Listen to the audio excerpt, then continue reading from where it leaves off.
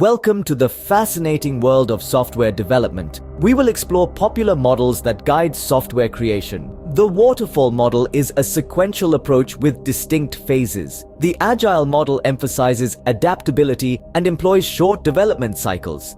The Iterative model incorporates feedback and adjustments. The V model pairs each development phase with a testing phase.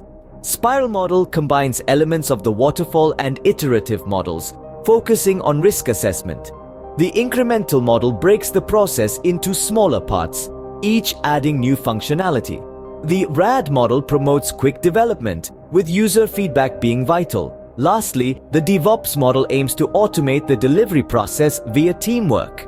These models offer different management approaches, varying according to project requirements and team dynamics. Remember, in software development, one size doesn't fit all. This is your guide to software development models. Until next time, keep coding.